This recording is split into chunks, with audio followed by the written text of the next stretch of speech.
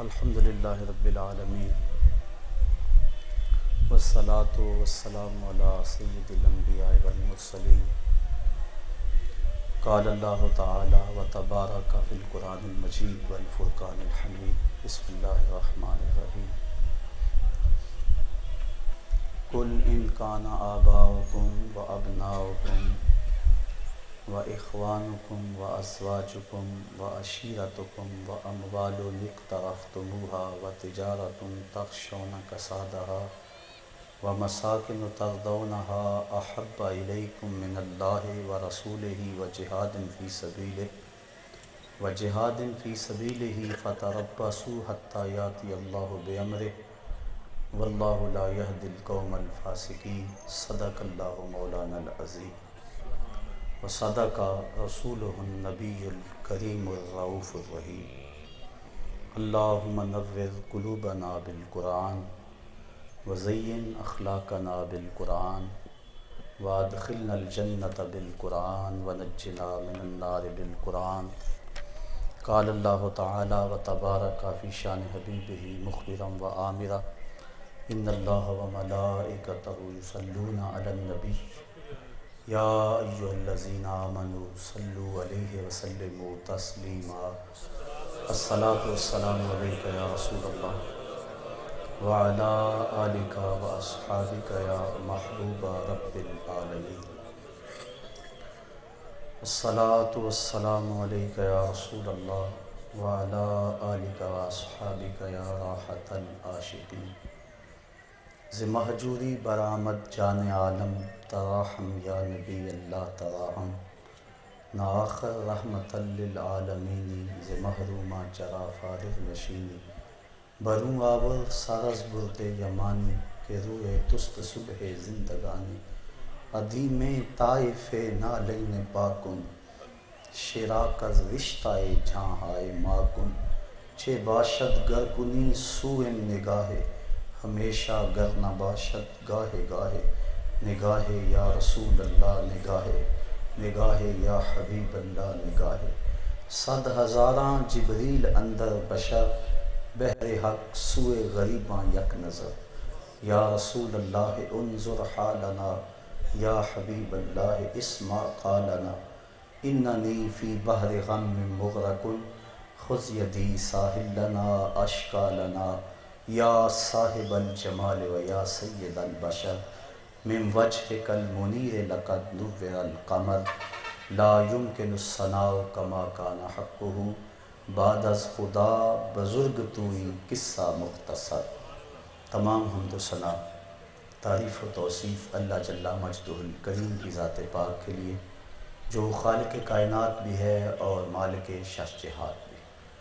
اللہ جل وعلا کی حمد و ثنا کے بعد حضور نبی اکرم شفیع امم رسول محتشم نبی مکرم اللہ کے پیارے امت کے سہارے رب کے محبوب دانائے غیوب مالک رقاب امم فخر عرب و عجم والی کون و مکان سیاہ لا مکان سید انس و جاں سرور لالا رخاں نیر تاباں سرنشین مہوشاں ماہ خوباں شہنشاہ حسینہ تتمہ دوراں سر خیل زہرہ جمالہ جلوہ صبح ازل نور ذات لم یزل باعث تکوین عالم فخر آدم و بنی آدم نیر بطحہ رازدار ما اوہا شاہد ما طغا صاحب علم نشرہ معصوم آمنہ احمد مجتبیٰ حضرت محمد مصطفیٰ صلی اللہ علیہ وسلم کے حضور ناز میں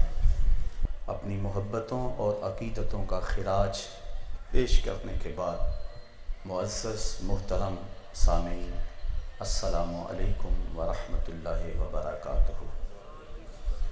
محبت رسول اور اس کے تقاضے، اس عنوان سے آج کچھ باتیں آپ کے گوش گزار کی جائیں گی۔ اللہ تعالیٰ میری زبان پر کلمۃ الحق جاری فرمائے۔ محبت ہر سینے میں رکھی گئی ہے، ہر دل کسی نہ کسی کے لیے ضرور تڑپتا ہے۔ محبت ایک جذبہ صادقہ ہے جو دلوں کو ودیعت کیا گیا ہے۔ محبت روح کا میلان صحیح ہے۔ محبت کے بارے میں بہت کچھ کہا گیا، لیکن میرے خیال کے مطابق حضرت اقبال نے جو کہا خوب کہا۔ محبت کے عنوان سے ایک نظم میں لکھتے ہیں: عروس شب کی زلفیں تھیں ابھی نا آشنا خم سے، ستارے آسماں کے بے خبر تھے لذت غم سے، قمر اپنے لباس نو میں بیگانہ سا لگتا تھا، نہ تھا واقف ابھی گردش کے آئینے مسلم سے، ابھی امکان کے ظلمت خانے سے ابری ہی تھی دنیا، حویدہ تھی نگینے کی تمنا چشم خاتم سے، سنا ہے عالم بالا میں کوئی کیمیا گر تھا، صفا تھی جس کی خاک پا میں بھر کر ساغر جم سے، لکھا تھا عرش کے پائے پہ ایک اکسیر کا نسخہ، چھپاتے تھے فرشتے جس کو چشم روح آدم سے، نگاہیں طاق میں رہتی تھی لیکن کیمیا گر کی، وہ اس نسخے کو بڑھ کے جانتا تھا اسم اعظم سے، بڑا تسبیح خوانی کے بہانے عرش کی جانب، تمنائے دلی بھر آئی آخر سائے پہم سے، پھر آیا فکر اجزا نے اسے میدان امکان میں، چھپے گی کیا کوئی شے بارگاہ حق کے محرم سے، چمک تارے سے مانگی چاند سے داغ جگر مانگا۔ یہ اجزائے محبت بیان کیے جا رہے ہیں۔ چمک تارے سے مانگی چاند سے داغ جگر مانگا، اڑائی تیرگی تھوڑی سی شب کی زلف برہم سے، تڑپ بجلی سے پائی حور سے پاکیزگی پائی، حرارت لی نفس ہائے مسیح ابن مریم سے، ذرا سی پھر ربوبیت سے شان بے نیازی لی، ذرا سی پھر ربوبیت سے شان بے نیازی لی، ملک سے عاجزی افتادگی تقدیر شبنم سے، پھر ان اجزاء کو گھولا چشمائے حیواں کے پانی میں، مرکب نے محبت نام پایا عرش اعظم سے، محوث نے یہ پانی ہستی نوخیز پر چھڑکا، گرا کھولی ہنر کے گویا اس نے کار عالم سے، ہوئی جنبش ایاں ذروں نے لطف خواب کو چھوڑا، گلے ملنے لگے اٹھ اٹھ کے اپنے اپنے ہمدم سے، خرام ناز پایا آفتابوں نے ستاروں نے، چٹک غنچوں نے پائی داغ پائے لالا زاروں نے۔ تو محبت ایک لطیفہ ہے، محبت عرش الہی کا تحفہ ہے جو اس کائنات کو دیا گیا۔ اگر محبت نہ ہو تو دنیا بے رنگ ہو جائے، اگر محبت نہ ہو تو انسانیت کے چہرے کا نور ختم ہو جائے، اگر محبت نہ ہو تو دنیا کا سارا حسن زائل ہو جائے۔ محبت کے دم سے ہی ساری دنیا میں حسن ہے، کائنات کے اجالے اور کائنات کی روشنیاں محبت کے دم قدم سے ہیں۔ اب محبت کس سے کی جائے؟ ایک محبت طبعی ہے، طبیعت کا کسی کی طرف میلان اور رجحان طبعاً ہوتا ہے، جس طرح باپ بیٹے کی محبت۔ اللہ نے قرآن میں حضرت یعقوب علیہ السلام کی محبت کی کہانی بیان کی۔ جب حضرت یوسف علیہ السلام بچھڑ گئے تو رو رو کے باپ کی آنکھیں، حضرت یعقوب علیہ السلام کی آنکھیں سفید ہو گئی۔ یہ محبت کا ایک روپ ہے۔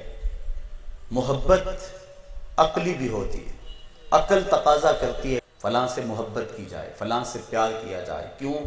اس لیے کہ وہ صلاحیتوں سے مالا مال ہے، اس کے پاس علم کی دولت ہے، اس کے پاس تقوی کا نور ہے، وہ مشکل وقت کام آتا ہے، اس سے مستقبل میں کوئی غرض وابستہ ہے، اس نے اتنے احسانات کیے ہیں کہ میں ان احسانات کے بوجھ تلے دبا ہوں، لہٰذا مجبور ہوں کہ اس سے محبت کروں۔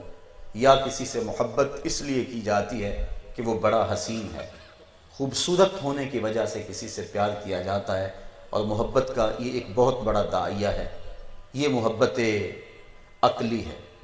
اور محبت شرعی یہ ہے کہ شریعت حکم کرے کہ فلاں سے محبت کرو، یہ محبت شرعی ہے۔ محبت طبعی ہم اپنے والدین سے کرتے ہیں، لیکن آقا کریم نے فرمایا انما انا لکم مثل الوالد، میں تمہارے لیے باپ کی جگہ پر ہوں۔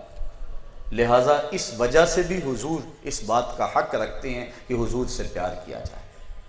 والدین بندے کو دنیا میں لانے کا سبب ہے، لیکن حضور کے سبب سے اللہ تعالیٰ نے کائنات کو وجود بخشا۔ اگر حضور نہ ہوتے تو کائنات کو خلعت وجود نہ دیا جاتا، محمد نہ ہوتے تو اے بندہ پرور خدا خود ہی ہوتا، خدائی نہ ہوتی۔ تو اس لیے ہم اپنے وجود میں بھی محتاج ہیں حضور ذات رسالت مآب صلی اللہ علیہ وسلم کے۔ محبت عقلی، کسی سے اس لیے پیار کیا جاتا ہے کہ اس کے احسانات بڑے ہیں۔ بتاؤ حضور سے بڑھ کر احسانات کس کے ہو سکتے ہیں؟ تم جہنم کے کنارے پر پہنچے تھے، کس نے تمہیں جنت کی راہوں پہ ڈالا؟ زندگی کا ڈھب سلیقہ کس نے دیا؟ کس کی نگاہ فیض سے سراغ زندگی پایا؟ کس کے دم سے کائنات میں اجالے ہوئے؟ کسی سے محبت اس لیے بھی کی جاتی ہے کہ اس سے کوئی غرض وابستہ ہوتی ہے، کل کلاں وہ کام آئے گا، لہٰذا محبت کا رشتہ اس سے قائم رکھو، کل مشکل اور آڑے وقت کام آئے گا۔ نزا سے بڑا مشکل وقت کون ہوگا؟ حشر سے سخت وقت کون سا ہو سکتا ہے؟ اپنے آقا سے محبت کرو، یہ مشکل وقت میں کام آنے والے ہیں۔ نزا کے وقت رخ محبوب اگر سامنے ہوا تو جان سو کی نکل جائے، اور اگر قیامت کے سخت میدان کے اندر آقا نے دامن شفاعت جب پھیلایا، اپنی باہوں میں لے لیا تو سارے دکھڑے ختم ہو جائیں گے۔ کسی سے محبت اس لیے بھی کی جاتی ہے کہ وہ سونا بڑا ہے۔ اگر یہ داعیہ ہے محبت کا تو زمانے کے اندر حضور سے بڑھ کر کوئی حسین لاؤ تو صحیح۔ لکھاں آئے نبی زمانے تے، محبوب خدا جیا کوئی نہیں، لکھاں سونے بن بن بیندے نے، اودی خاکے پا جیا کوئی نہیں۔ اگر کسی کے حسن کی وجہ سے پیار کیا جاتا ہے تو حضور سے بڑھ کر حسین زمانے میں کوئی نہیں۔ مکھ چند بدر شاشانی ہے، متھے چمک دی لاٹ نورانی ہے، کالی زلف تے اکھ مستانی ہے، مخمور اکھیں ہن مد بھری ہیں۔ حضرت ابو ہریرہ رضی اللہ تعالیٰ عنہ سے پوچھے تو وہ کہتے ہیں کل قمر لیلۃ البدر لم ارا قبلہ ولا بعدہ مثلہ۔ کیا پوچھتے ہو؟ 14ویں رات کا چمکتا ہوا چاند تھے۔ پھر کہتے ہیں نہیں حضور جیسا نہ پہلے دیکھا نہ بعد میں دیکھا۔ حضرت حسان بن ثابت بولے دیکھتے کیسے؟ کسی ماں نے جنم دیا ہوتا تو دیکھتے۔ خدا نے وہ سچائی پن چھڑیا جدے وچ محمد نو ٹالیا سی۔ خدا نے حسینہ جمیلاں دا منہ موڑ دیتا، محمد بنا کے قلم توڑ دیتا۔ ایسا حسین پیکر تراشا رخ کہ آئینے میں مصور جڑا ہوا، چہرے کی ہر لکیر پہ قرآن لکھا ہوا۔ اعلیٰ حضرت حسن رسول کو دیکھتے ہیں تو کہتے ہیں بلبل نے گل ان کو کہا، کمری نے سروے جاں فضا، حیرت نے جھنجھلا کر کہا یہ بھی نہیں وہ بھی نہیں، خورشید تھا کس زور پر، کیا بڑھ کے چمکا تھا قمر، بے پردہ جب وہ رخ ہوا یہ بھی نہیں وہ بھی نہیں۔ کسی سے اگر اس لیے پیار کیا جائے کہ وہ سونا بڑا ہے تو آؤ اس محبوب کی چوکھٹ پہ آئیں۔ اذا سرّا استنار وجہہ، جب مسکراتے ہیں چہرے کی لکیروں سے نور نکلتا ہے۔ اذا ضحک یتلالأ فی الجدر، جب مسکراتے ہیں سامنے والی دیواروں پہ عکس پڑتا ہے۔ اذا تکلم رؤیا کالنور یخرج من بین ثنایاہ، جب بات کرتے ہیں تو ثنایا دانتوں سے نور کی کرنیں چھن چھن کے نکلتی ہیں۔ اگر کسی سے اس لیے پیار کیا جاتا ہے کہ وہ سونا بڑا ہے تو حضور سے بڑھ کر حسین زمانے میں کوئی نہیں۔ اتنا حسین کہ محبوب خدا ٹھہرا، اتنا حسین کہ خدا کا بھی محبوب ٹھہرا۔ اعلیٰ حضرت کیا خوب کہا جس کا حسن اللہ کو بھی بھا گیا۔ ایسے پیارے سے محبت کیجئے، آؤ اس محبوب کی چوکھٹ میں آئیں۔ کائنات کا ایک ایک ذرہ جس کے پیار میں سلگ رہا ہے، صحابہ ہیں تو پیار کر رہے ہیں، کائنات کا ایک ایک ذرہ پیار کر رہا ہے، شجر و حجر اس محبوب کے پیار کی آگ میں جل رہے ہیں۔ آقا کریم نے ارشاد فرمایا لا یؤمن احدکم حتی اکون احب الیہ من والدہ وولدہ والناس اجمعین، اتنی دیر تک کوئی شخص کامل مومن نہیں ہو سکتا جب تک اپنے والدین سے، اپنی اولاد سے، بلکہ کائنات کی ہر شے سے مجھے زیادہ محبوب نہ جانے۔ اور ایک حدیث میں ارشاد فرمایا لا یؤمن احدکم حتی اکون احب الیہ من نفسہ، اتنی دیر تک کوئی شخص کامل مومن نہیں ہو سکتا جب تک اپنی جان سے زیادہ مجھے محبوب نہ جانے۔ حضرت عمر فاروق نے عرض کی حضور ہر شے سے زیادہ آپ مجھے محبوب ہیں لیکن جان سے زیادہ محبوب نہیں۔ اندر کی کیفیت نو کے زبان پہ لے آئے، کہا سچی بات بتا رہا ہوں آپ جان سے زیادہ محبوب نہیں ہیں۔ کہا عمر پھر ایمان کی تکمیل نہیں ہوئی۔ فوراً عرض کی حضور آپ مجھے جان سے بھی زیادہ محبوب ہیں۔ قالا الان یا عمر، کہا عمر اب کام بن گیا۔ اب اتنی جلدی کیسے کہہ دیا کہ جان سے بھی زیادہ آپ محبوب ہیں؟ صوفیہ فرماتے ہیں حضور کی نظر بھی تربیت کرتی ہے اور حضور کی گفتگو بھی تربیت کرتی ہے۔ جب کہا حضور میری تو یہ کیفیت ہے کہ جان سے زیادہ آپ محبوب نہیں ہیں، حضور نے نظر اٹھا کے دیکھا، ایمان کا لیول بڑھ گیا۔ اب فوراً دوبارہ دیکھا تو حضور جان سے بھی زیادہ محبوب تھے۔ حضرت علی المرتضیٰ فرماتے ہیں حضور ہمیں اہل سے زیادہ محبوب تھے، حضور ہمیں جو ہے وہ اپنے گھر سے زیادہ محبوب تھے، حتیٰ کہ سفر کے اندر ٹھنڈے پانی سے زیادہ ہمیں محبوب تھے۔ اور آقا کریم نے ارشاد فرمایا جس نے میرے ساتھ پیار کیا کل جنت میں وہ میرے ساتھ ہوگا۔ آئیے حضرت زید بن حارثہ رضی اللہ تعالیٰ عنہ کی کہانی سنیں۔ یہ حکیم بن حزام ان کو منڈی سے خریدتے ہیں اور اپنی پھپھی حضرت خدیجہ الکبریٰ کو یہ غلام تحفہ دیتے ہیں۔ جب سیدہ خدیجہ کا حضور سے نکاح ہوتا ہے تو وہ باقی سب کچھ جس طرح حضور کے ہاتھوں میں دے دیتی ہیں، عرض کرتی ہیں یہ مال میرا نہیں آپ کا ہے، وہ غلام بھی حضور کو دے دیا، آقا کریم نے آزاد کر لیا۔ زید بن حارثہ کا باپ حارثہ اپنے بیٹے کو کریا کریا بستی بستی تلاش کرتا پھرتا ہے، بوڑھا ہو گیا، بیٹے کو ڈھونڈتا ڈھونڈتا۔ زمانہ جاہلیت میں لوگ کعبۃ اللہ میں حج کے لیے آیا کرتے تھے، کوئی قافلہ اس کے علاقے سے آیا، انہوں نے پہچانا اور جا کے بتایا، حارثہ اور اس کا بھائی کعب دونوں مکہ المکرمہ۔ ابھی حضور نے اعلان نبوت نہیں فرمایا تھا، کہا سنا ہے ہمارا بیٹا آپ کے پاس ہے، آپ جو فدیہ لینا چاہیں ہم دے دیتے ہیں، آپ ہمارا بیٹا ہمارے سپرد کر دیں۔ آقا کریم نے فرمایا میں بیٹے کو بلاتا ہوں، اگر وہ تمہارے ساتھ جانا چاہے گا تو میں فدیہ نہیں دوں گا، اور اگر وہ نہ جانا چاہے تو میں فدیے کے لیے اس کو تمہارے ساتھ بھیج نہیں سکوں گا۔ انہوں نے کہا ٹھیک ہے بلاؤ۔ انہیں پتا تھا بیٹا آئے گا، بچھڑے ہوئے باپ کو دیکھے گا، لپٹ جائے گا اور میرے ساتھ روانہ ہو جائے گا۔ جب حضرت زید بن حارثہ آئے، باپ کو دیکھا، پہچان لیا، محبت کی، باپ نے باہوں میں لیا اور خوب رویا اور پھر کہا زید ہمارے ساتھ چلو۔ کہا یہ در تو نہیں چھوڑ سکتا، یہ چوکھٹ تو نہیں چھوڑ سکتا، اور کہا ابا جی کبھی اداس ہو جائے تو ملنے آ جایا کرو، یہ چوکھٹ تو میں مر کے بھی نہیں چھوڑ سکتا، تمہاری زلف کے قیدی نرالی شان رکھتے ہیں، کبھی مانگا نہیں کرتے رہائی یا رسول اللہ۔ کہا میں تو یہ چوکھٹ نہیں چھوڑ سکتا۔ اب حضرت زید بن حارثہ کے والد اور ان کے بھائی کعب پریشان ہو گئے کہ یہ بیٹا ہے، ہمارا نسب ہے، اور کیا بول رہا ہے۔ کہا بیٹا تم کیا کہہ رہے ہو؟ کہا ابو اللہ کی قسم مجھے ماں باپ سے زیادہ پیار اس گود میں ملا ہے۔ اور پھر حضور نے حضرت زید کی جب اس محبت کو دیکھا، اپنی باہوں میں لیا اور سمیٹتے ہوئے کہا لوگو آج کے بعد زید میرا بیٹا ہے، اور فرمایا میں اس کا وارث ہوں اور یہ میرا وارث ہے۔ جب حارثہ نے اس منظر کو دیکھا تو وہ کہنے لگا اب مجھے پریشانی نہیں ہوگی، گھر سے زیادہ محبت زید کو تو مصطفیٰ کی چوکھٹ پہ ہے۔ آؤ تمہیں ایک اور پیار کی کہانی سناؤں، محبت کا ایک اور قصہ سناؤں۔ اللہ کے محبوب علیہ السلام حجرہ عائشہ سے نکلے اور منبر پہ تشریف فرما ہوئے، صحابہ منتظر ہیں، آقا گفتگو کا آغاز کرنے لگے۔ ابھی الفاظ کی ترتیب ہی بن رہی تھی کہ ایک سمت سے رونے کی آواز آئی۔ صحابہ دائیں بائیں دیکھتے ہیں، رونے والا نظر نہیں آتا۔ پھر اچانک دیکھا کہ ایک سمت کھجور کا خشک تنا ہے جس سے سسکیوں کی آواز آ رہی ہے۔ آج پہلے دن حضور منبر پہ بیٹھے تھے، پہلے اس تنے کے ساتھ ٹیک لگا کے واز کیا کرتے تھے، کبھی حضور اس کے اوپر ہاتھ بھی رکھ لیتے۔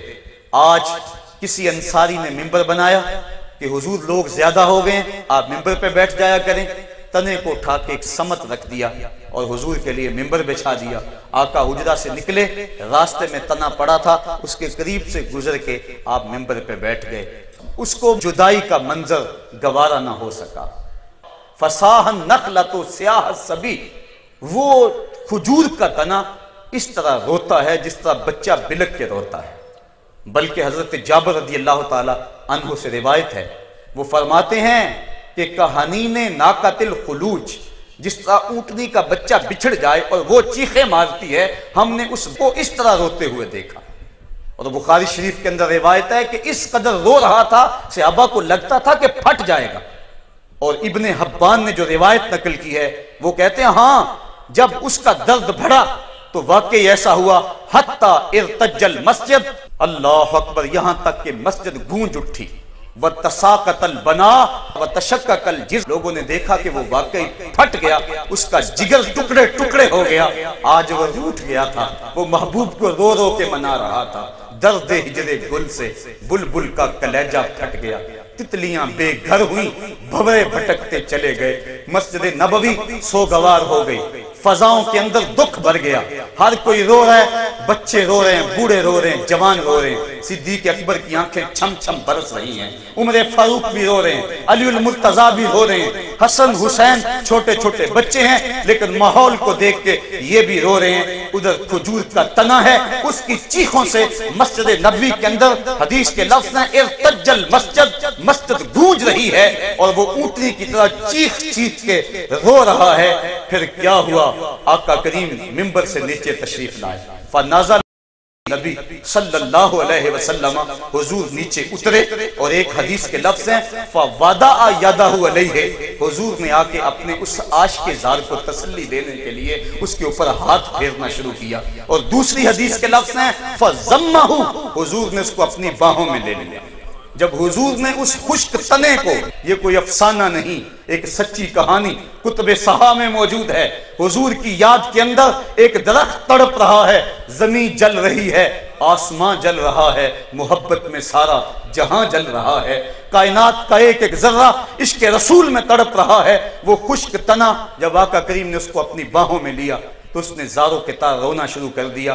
ایک روایت میں آتا ہے جس طرح بچھڑا ہوا بچہ اپنی ماں کی گود میں آ جائے اور اس کی ہچکیاں بن جاتی ہیں، صحابہ کہتے ہیں ہم نے اپنے کانوں سے اس تنے سے ہچکیاں بھی سنی، اور پھر آقا کریم نے اس کو اپنی جو ہے وہ آغوش میں لیا اور اس کے اوپر ہاتھ پھیرتے رہے اور فرمایا اگر تو چاہے تجھے جنت میں گاڑ دیں، جنت کی نہروں اور چشموں سے تیری جڑیں پانی لیں اور تیرے اوپر پھل لگے، جنت میں جانے والے جنتی تیرا پھل کھائیں، اور اگر تو چاہے تجھے مدینے کے کسی باغ میں لگا دیا جائے اور وہاں تجھے پھل لگے، تر و تازہ ہو جائے، صحابہ تیرے پھل کا تبرک لیا کریں۔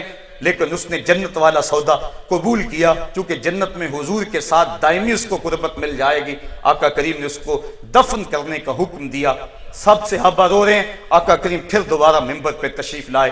آقا کریم نے صحابہ کو دیکھ کر فرمایا لو لم افعل ھذا لھن الی یوم القیامہ، صحابہ اگر میں منبر سے اتر کر اپنے اس عاشق زار کو تسلی نہ دیتا یہ قیامت تک یوں ہی روتا رہتا۔ یہ ہے محبت رسول، کائنات کا ایک ایک ذرہ حضور کی محبت میں جل رہا ہے۔ کہیں فرمایا احد جبل یحبنا ونحبہ، احد ایسا پہاڑ ہے جو ہم سے پیار کرتا ہے، ہم اس سے پیار کرتے ہیں۔ تو کائنات کا ایک ایک گوشہ، کائنات کا ایک ایک ذرہ مصطفیٰ کریم علیہ السلام سے پیار کرنے والا ہے۔ آئیے حضور سے پیار کرنے کا تقاضا کیا ہے؟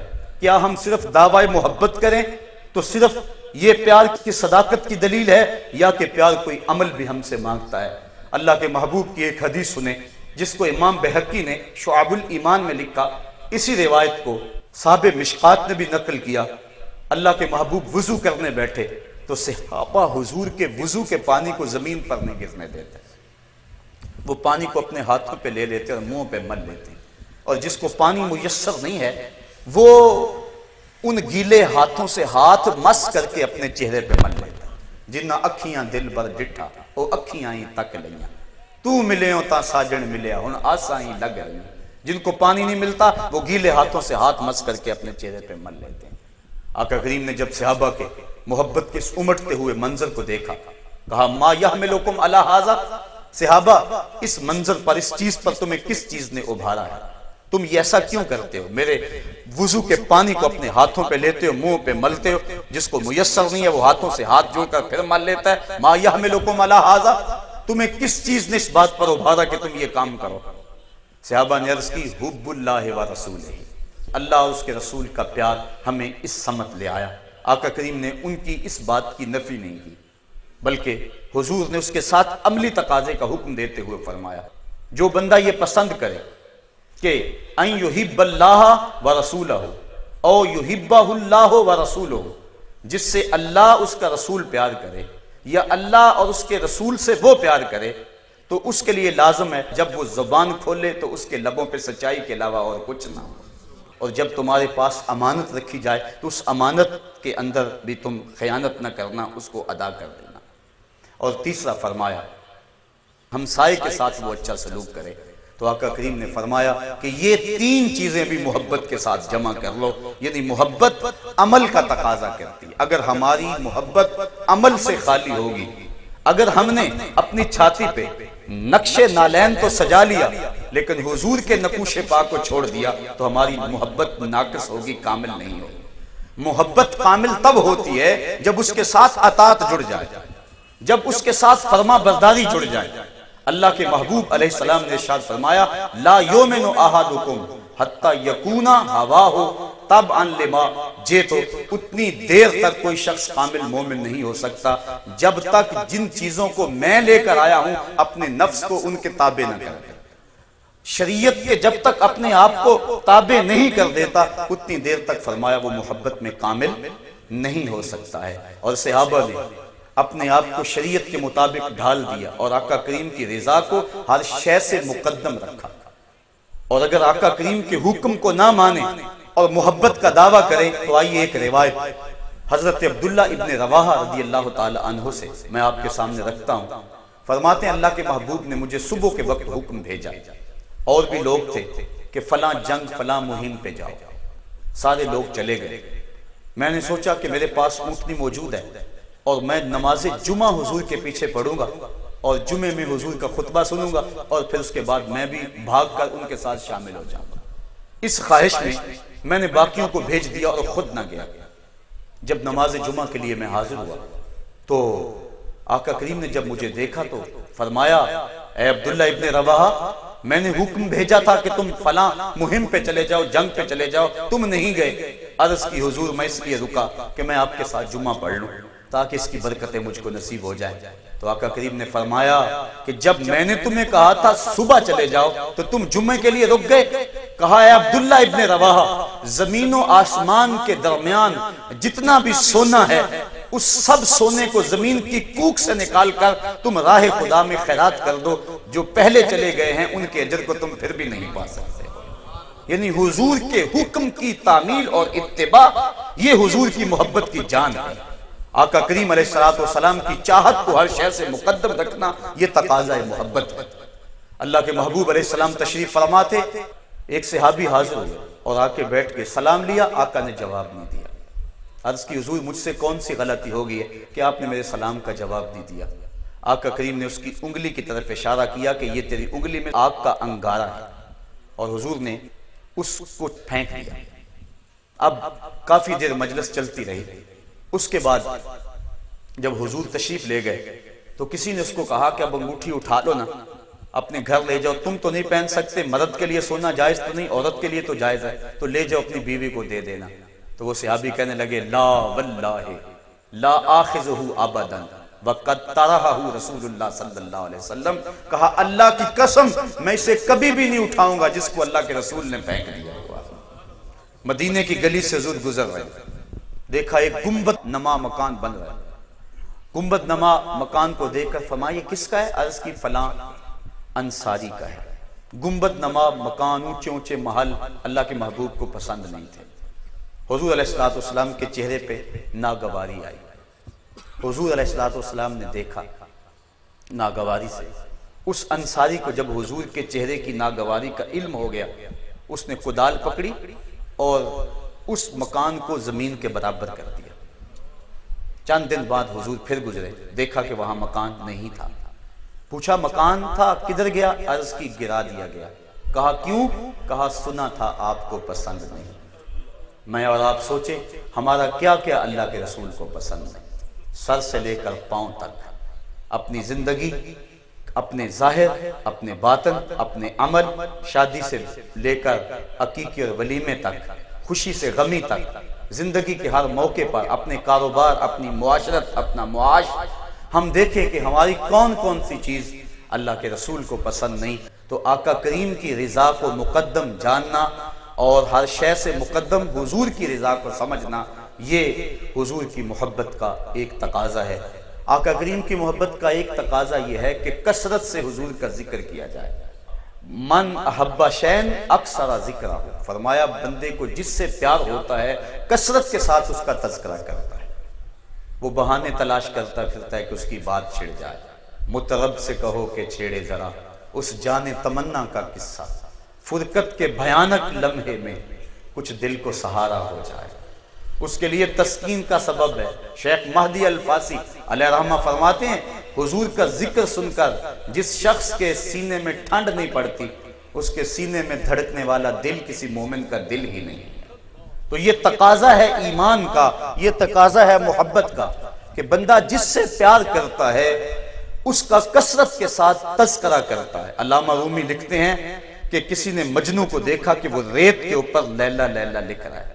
پوچھا کیا کر رہے ہو؟ گفت مشق نام لیلا می کنم، خاطر خود را تسلی می دہم۔ کہنے لگا اپنے محبوب کا نام لکھ لکھ کے دکھی دل کو قرار دے رہا ہوں۔ اگر مجنو کو لیلا کا نام تسکین دیتا ہے تو کیا امتی کو نام محمد تسکین نہیں دیتا؟ بلکہ میں تو کہا کرتا ہوں میں خانہ سہارا دیتا ہے نہ جام سہارا دیتا ہے، ہم کو تو مدینے والے کا ایک نام سہارا دیتا ہے۔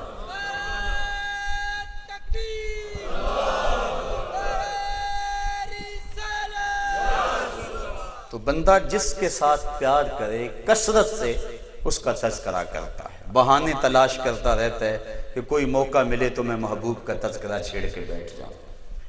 پیار کا ایک تقاضا یہ ہے کہ بندہ اپنے محبوب کے بارے میں کوئی بات نہیں سن سکتا جو اسے ناپسند ہو۔ حبو کا شیع یومی و یسم، بندہ جس سے پیار کرتا ہے اس کی محبت میں اندھا بھی ہوتا ہے بہرا بھی ہوتا ہے۔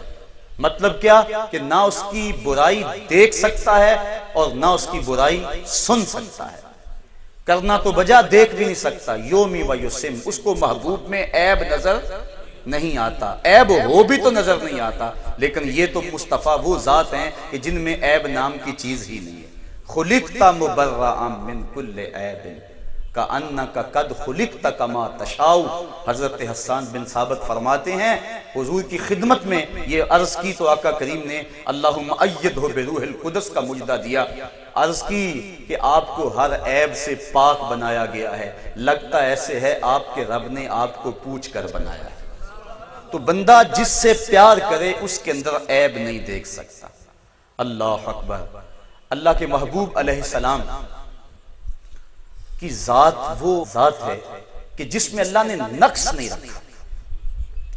یہ جو کفار تھے نا مکے کے، یہ حضور علیہ السلام کے خلاف بڑی بد زبانی کرتے، لیکن انہوں نے خود کہا ایک دن کہ یار عجیب بات ہو، برا بھلا بھی کہتے ہو، عیب بھی لگاتے ہو اور محمد بھی کہتے ہو۔ حالانکہ محمد کا معنی یہ ہے الذی یحمد حمدا بعد حمد، مرتن بعد مرتن، کرتن بعد کرتن۔ محمد وہ ہوتا ہے جس کی بار بار تعریف کی جائے، تعریف کی جائے دل میں آئے ابھی حق ادا نہیں ہوا پھر تعریف کی جائے، زبانیں تھک جائیں تعریف ختم نہ ہو، قلم ٹوٹ جائے تعریف ختم نہ ہو، سیاہی خشک ہو جائے تعریف ختم نہ ہو۔ محمد وہ ہوتا ہے کہ جس کی اتنی تعریف کی جائے، اتنی تعریف کی جائے کہ اس کی تعریف کا حق ہی نہ ادا ہو سکے۔ کہا زبان سے محمد کہتے اور پھر عیب بھی نکالتے۔ انہوں نے کہا اچھا چلو نام بدل لیتے ہیں، نام رکھ لیا مزمم، اور مزمم اس کا معنی بار بار مذمت کیا گیا، یہ کہہ کے گالیاں دیتے، اپنے خود سے باطن کا اظہار کرتے۔ بخاری شریف کی روایت، آقا کریم نے صحابہ کو کہا دیکھو اللہ نے قریش کا منہ کیسے موڑ دیا، یشتمون مزمما ویلعنون مزمما وانا محمد، کہا دیکھو وہ کسی مزمم کو گالیاں دیتے پھر رہے ہیں، وہ کسی مزمم کو برا بھلا کہتے پھر رہے ہیں، میرے رب نے تو مجھے محمد بنایا۔ تو محمد ہوتا ہی وہ ہے جس میں عیب نہ ہو، وہ کمال حسن حضور ہے کہ گمان نقص جہاں نہیں، یہی پھول خار سے دور ہے، یہی شمع ہے کہ دھواں نہیں، محبوباں تے نکتہ چینی جڑا کرن تو باز نہیں آندا، اصل منافق جانی اسنو اور جھوٹے پیار جتاؤندا، سانو دسیا عشق دے مفتی جڑا مڑ مڑ پیا فرماؤندا، آزم جتھے دل لگ جاوے اتھے عیب نظر نہیں آندا۔ یہاں تو عیب ہے ہی نہیں، محبوب میں تو عیب ہو بھی تو نظر نہیں آتا۔ بادشاہ وقت نے لیلا کو دربار میں بلا لیا، گفت لیلا را خلیفہ کہاں تو ہی کس تو مجنو شد پریشان و غوی، از دیگر خوباں تو افزوں نیستی، گفت خامش چوں تو مجنو نیستی، کہا تیرے حسن کا شہرہ ہے، کیس کے ہوش اڑ گئے، ایک شہزادے کو تو نے دیوانہ بنا دیا، گلیوں کی خاک چھان رہا ہے، کیا کرشمہ ہے تیرے حسن میں، مجھے تو کچھ نظر نہیں آ رہا، تیرے سے زیادہ حسین تو میری لونڈیاں ہیں۔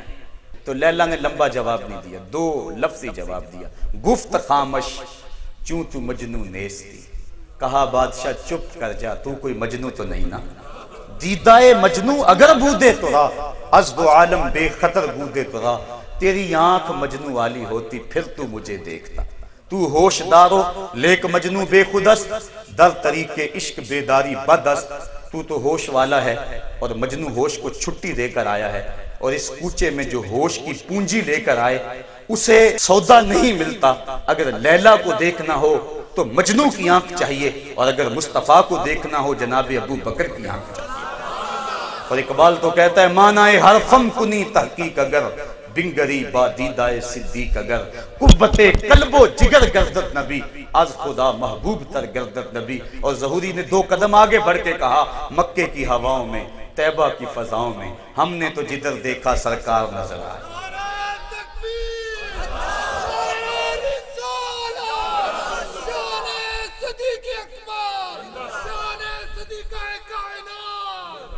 تو جہاں محبت ہو وہاں عیب ہو بھی تو نظر، اور یہاں تو عیب کا نشان ہی نہیں۔ محبت کا ایک تقاضا یہ ہے کہ بندہ اپنے محبوب کی گستاخی برداشت نہیں کر پاتا۔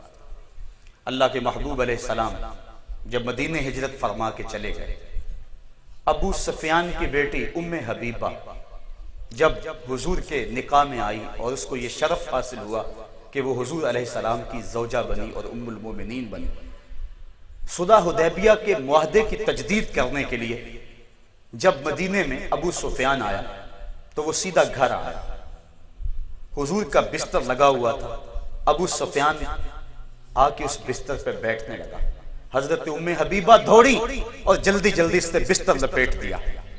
ابو سفیان پوچھنے لگا بیٹا کیا ہوا ہے، اس بستر کو میرے قابل نہیں سمجھتی یا مجھے بستر کے قابل نہیں سمجھتی؟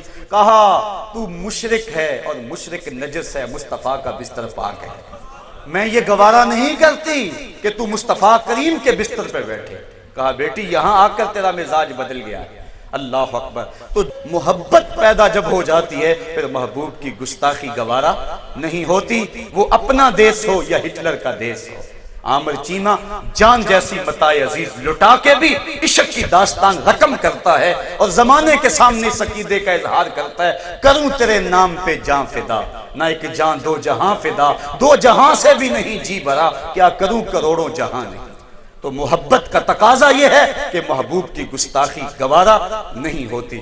محبت کا ایک تقاضا یہ ہے کہ بندہ جس سے محبت کرتا ہے اس کی نسبت کا بھی احترام کرتا ہے۔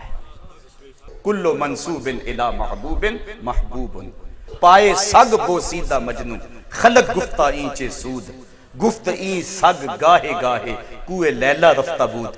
کسی نے مجنو کو دیکھا کتے کے پاؤں چوم رہا ہے، کہا انسان ہو کے کتے کے پاؤں چوم رہے ہو؟ کہا تم نہیں جانتے یہ کتا کبھی کبھی میرے یار کی گلی سے گزرتا ہے، جو لیلا کی گلی سے گزرے اس کتے کے تو پاؤں چومے جائیں، اور محبوب کی گلی کا احترام کیا ہوگا۔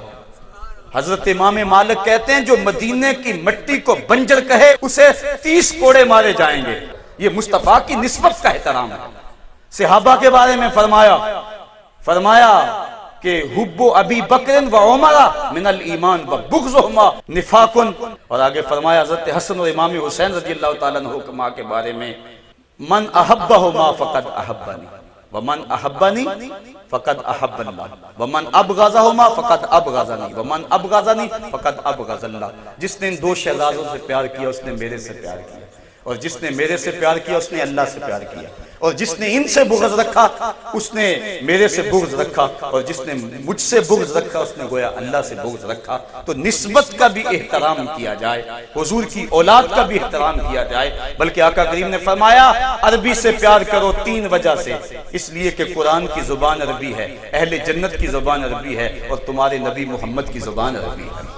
تو عربی کا بھی احترام کیا جائے، نسبت کا بھی احترام کیا جائے۔ حضرت سعید بن المسیب کے پاس کوئی شخص آیا، آپ بستر علالت پہ تھے، زندگی اور موت کی کشمکش تھی، کہا مجھے اللہ کے رسول کی حدیث سناؤ، کہا اقعدونی مجھے اٹھا کے بٹھاؤ، کہا آپ سے اٹھا نہیں جا رہا، لیٹے لیٹے بیان کر دیں، کہا انی اکرہ ان احدث حدیث رسول اللہ وانا مستجعن، کہا یہ میں گوارا ہی نہیں کرتا کہ حدیث اللہ کے رسول کی بیان کروں تو خود لیٹا رہا، کہا مجھے اٹھاؤ اور میں بیٹھوں گا، پھر اللہ کے محبوب علیہ السلام کی حدیث کو بیان کروں گا تو یہ محبت کا تقاضا ہے کہ محبوب کی نسبت کا بھی احترام کیا جائے، جہاں محبوب کے قدم لگ جائیں اس خاک کے ذروں کو چوما جائے۔ حضرت ابن عمر جب مسجد نبوی میں آتے تھے تو منبر پر یوں ہاتھ مل کر اپنے منہ پہ ملتے اور چومتے، کہا یہ وہ جگہ ہے جہاں محبوب بیٹھا کرتے تھے۔ اللہ اکبر، نسبت کا بھی احترام کیا جائے۔ اعلی حضرت فرماتے ہیں تجھ سے در سے سگ اور سگ سے ہے مجھ کو نسبت، میری گردن میں بھی ہے دور کا پٹا تیرا۔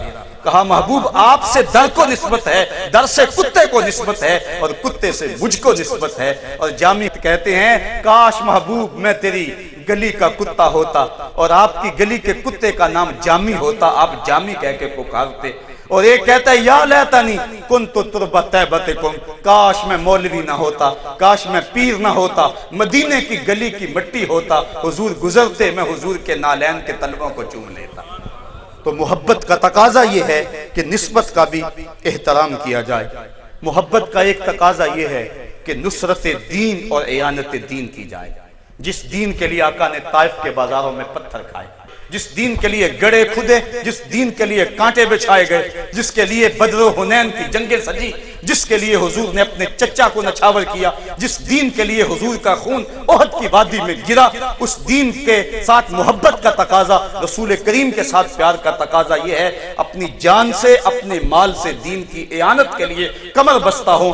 حضرت سیدنا صدیق اکبر سارا مال حضور کے قدموں میں ڈھیر کر دیتے ہیں۔ آقا کریم پوچھتے ہیں ماں اب کہتا لے اہلے کا یا ابا بکر، ابو بکر سب کچھ لے آئے ہو یا گھر والوں کے لیے بھی کچھ چھوڑا ہے؟ کہا اب کہتو لہم اللہ و رسولہ، حضور میرے سامنے بھی آپ ہیں، میرے گھر میں بھی آپ ہیں۔ وہ اپنے نام لیواؤں کو تنہا چھوڑتے کب ہیں، جہاں ہم دم نہ ہو کوئی وہاں سرکار ہوتے ہیں۔ محبت کا ایک تقاضا یہ ہے کہ حضور کی امت سے پیار کیا جائے، یہ تقاضا ہے محبت کا کہ حضور کی امت سے الفت کے رشتے کو استوار رکھا جائے۔ کسی کے بیٹوں سے پیار کرو تو باپ کے دل میں ہمدردی پیدا ہوگی، اور حضور کی محبت چاہتے ہو تو حضور کی امت سے پیار کرو، امت پہ شفقت کرو، امت کے دکھ بانٹو، غرباء و مساکین کی مدد کرو، امت کے اندر تفریق نہ چاہو، امت کو جوڑنے کی کوشش کرو۔ ڈیڑھ اینٹ کی مسجد بنا کے نفرت کے درس نہ دو، محبت کے سبق پڑھاؤ، محبت کے پھول لگاؤ، نفرت کے کانٹے توڑو۔ حضور کی محبت توڑنے کے لیے نہیں آئی، حضور کی محبت تو انسانوں کو جوڑنے کے لیے آئی۔ ساری محبتیں توڑتی، عورت کی محبت توڑتی ہے۔ عورت ایک ہے، چاہنے والے دو ہیں، آپس میں رقیب کہلائے۔ یہ تو میرا محبوب تھا، تم نے کیوں دیکھا؟ تقاضا بن گیا، لڑائی ہوئی۔ اقتدار کی کرسی ایک ہے، چاہنے والے کئی ہیں، الیکشن بن گیا۔ دولت کا انبار ایک ہے، ڈھونڈنے والے کئی ہیں، چھینا جھپٹی بن گئی۔ ہر حسن انسان کو تقسیم کرتا ہے، توڑتا ہے، لیکن حسن مصطفیٰ انسان کو جوڑتا ہے۔ اگر میں پیار کرتا ہوں، دہائی دیتا پھرتا ہوں، آؤ تم بھی میرے آقا کے غلام بن جاؤ۔ آپ پیار کرتے ہیں، دہائی دیتے پھرتے ہیں، آؤ تم بھی میرے محبوب علیہ السلام کی محبت میں آ جاؤ۔ حضور کی محبت انسانوں کو جوڑتی ہے۔ اقبال کہتے ہیں دل بمحبوب حجازی بستائیں، زی جہت با یک دیگر پہ بستائیں، چون گلے صد برگ مارا بو یکیست، او کے جانے ای نظاموں او یکیست، مست چشم ساکیے بتہاستیم، در جہاں مثل مو می ناستیم۔ کہا ہم بتہا کے اس ساکی کی آنکھوں سے شراب میناب پیے ہوئے ہیں، چاہے ہندی ہیں، چاہے خراسانی ہیں، چاہے ایران کے رہنے والے ہیں، چاہے کابل کے، کندھار کے، دشت لیلہ کے، تورا بورا اور تقریب کے، موصل یا بغداد کے، جہاں بھی رہنے والے ہیں، ہر پھول کی پتی سے نکلنے والی خوشبو ایک ہے، ہم مصطفیٰ کے دم سے ایک ہیں۔ جب سے امت میں محبت رسول کے جذبوں کو ماند کرنے کی سازش کی گئی، امت تفریق میں مبتلا ہو گئی، فرقہ فرقہ ہو گئی امت۔ اقبال نے اس دکھڑے کو بیان کرتے ہوئے کہا تھا کہ عہد ما ماراز ما بیگانہ کرد، از جمال مصطفیٰ بیگانہ کرد۔ ہمارے دور نے ہمارے ساتھ جو ظلم کیے، ان میں سے ایک ستم ظریفی اس دور کے لوگوں کی ہمارے ساتھ یہ بھی ہے کہ ہمیں ہم سے جدا کر دیا، اس لیے کہ ہمیں حضور کی چوکھٹ سے جدا کر دیا۔ آؤ نبی کی چوکھٹ پہ آ جاؤ، حضور کے در پہ آ جاؤ۔ حضور کی محبت تو بکھرے ہوئے انسانوں کو ایک مرکز پہ جوڑتی ہے۔ بزرگ فرماتے ہیں عرب میں، حجاز میں جب دو آدمی آپس میں لڑ پڑتے نا، الجھن ہو جاتی ہے، مدینہ شریف کا ماحول تھا، تو تیسرا آدمی ان کی صلح کروانا چاہتا ہے تو کیا کہتا ہے؟ صلی علی النبی، لڑتے کیوں ہو؟ نبی پہ درود پڑھو۔ تو ان کا سارا غصہ کافور ہو جاتا ہے۔ اور وہ آپس میں جو لڑ رہے ہوتے ہیں آپس میں صلح کر رہے ہیں۔ تو نبی کا پیار تو جوڑتا ہے انسانوں کا، لیکن کیسی دور کی ستم ظریفی ہے، کیسے عقائد پن پہ، کیسی چیزیں نشو و نما پائیں۔ یہاں درود پہ جھگڑے ہو رہے ہیں، یہاں درود پہ لڑائی ہو رہی ہے، اذان سے پہلے پڑھنا چاہیے یا نہیں پڑھنا چاہیے، لوگ چاند پہ پہنچ گئے، ہم ابھی اس الجھن میں پھنسے ہوئے ہیں۔ وہاں تو درود سے انسان جڑتے ہیں اور یہاں تفریق ہو رہی ہے درود سے۔ آؤ حضور کی محبت کو سینوں میں بسا لو، حضور کا پیار اپنے دل کے اندر اس کا بسیرا کر لو، یہی زندگی کی بہتری کی ضمانت ہے اور یہی کامیابی کا پیغام ہے۔ اتحاد امت کے بڑے ذرائع ہیں، لیکن اتحاد امت کا بہترین ذرائع جو ہے وہ حب رسول ہے۔ آقا کریم کی محبت انسانوں کو جوڑتی ہے۔ ہزاروں قومیں وجود میں آئیں دہر میں خشک و تر کے رشتے سے، ہم نے بنیاد دوستی رکھی یادیں خیر البشر کے رشتے سے۔ محمد کی وساطت سے محبت تیری میری ہے، محبت اصل ہے ان کی، نہ تیری ہے نہ میری ہے۔ دعا کریں اللہ ہمیں حضور کی محبت کا نور عطا فرمائے۔